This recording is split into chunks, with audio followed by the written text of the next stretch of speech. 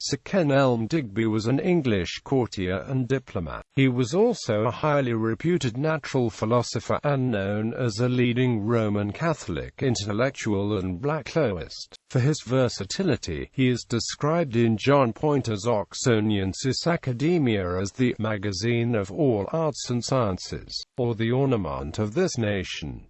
Early life and career. Digby was born at Gayhurst, Buckinghamshire, England. He was of gentry stock, but his family's adherence to Roman Catholicism coloured his career. His father, Sir Everard, was executed in 1606 for his part in the Gunpowder Plot. Kenelm was sufficiently in favour with James I to be proposed as a member of Edmund Baltarn's projected Royal Academy. He went to Gloucester Hall, Oxford in 1618, where he was taught by Thomas Allen, but left without taking a degree. In time, Allen bequeathed to Digby his library, and the latter donated it to the Bodleian. He spent 3 years on the continent between 1620 and 1623, where Marie de Medici fell madly in love with him.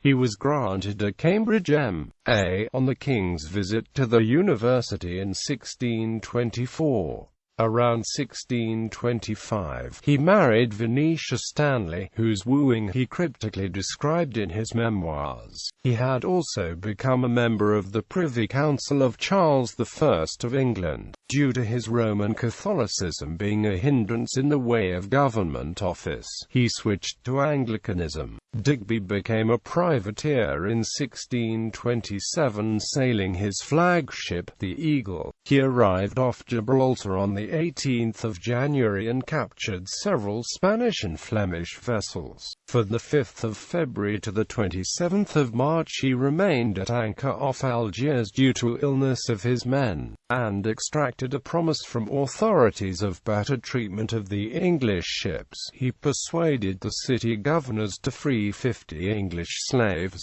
He seized a Dutch vessel near Majorca, and after other adventures gained a victory over the French and Venetian ships in the harbour of Iscandi Run on the 11th of June. His successes, however, brought upon the English merchants the risk of reprisals, and he was urged to depart. He returned to become a naval administrator and later governor of Trinity House. His wife Venetia Stanley, a noted beauty, died suddenly in 1633, prompting a famous deathbed portrait by Van Dyck and a eulogy by Ben Jonson. Digby, stricken with grief and the object of enough suspicion for the Crown to order an autopsy on Venetia's body, secluded himself in Gresham College and attempted to forget his personal woes through scientific experimentation and a return to Catholicism. At that period, public servants were often rewarded with patents of monopoly. Digby received the regional monopoly of sealing wax in Wales and the Welsh borders. This was a guaranteed income. More speculative were the monopolies of trade with the Gulf of Guinea and with Canada. These were doubtless more difficult to police. Catholicism and Civil War. Digby became a Catholic once more in 1635. He went into voluntary exile in Paris, where he spent most of his time until 1660. There he met both Marin Mersenne and Thomas Hobbes, returning to support Charles I in his struggle to establish episcopacy in Scotland. He found himself increasingly unpopular with the growing Puritan party. He left England for France again in 1641. Following an incident in which he killed a French nobleman, Montleroze, in a duel, he returned to England via Flanders in 1642, and was jailed by the House of Commons. He was eventually released at the intervention of Anne of Austria, and went back again to France. He remained there during the remainder of the period of the English Civil War. Parliament declared his property in England forfeit. Queen Henrietta Maria had fled England in 1644, and he became her chancellor. He was then engaged in unsuccessful attempts to solicit support for the English monarchy from Pope Innocent X. Following the establishment of the Protectorate under Oliver Cromwell, who believed in freedom of conscience, Digby was received by the government as a sort of unofficial representative of English Roman Catholics, and was sent in 1655 on a mission to the papacy to try to reach an understanding. This again proved unsuccessful. At the Restoration, Digby found himself in favour with the new regime due to his ties with Henrietta Maria, the Queen Mother. However, he was often in trouble with Charles II, and was once even banished from court. Nonetheless, he was generally highly regarded until his death at the age of 62 from the stone, likely caused by kidney stones. Character and works. Digby published a work of apologetics in 1638, a conference with a lady about choice of a religion. In it he argued that the Catholic Church, possessing alone the qualifications of universality, unity of doctrine and uninterrupted apostolic succession, is the only true church, and that the intrusion of error into it is impossible. Digby was regarded as an eccentric by contemporaries, partly because of his effusive personality, and partly because of his interests in scientific matters.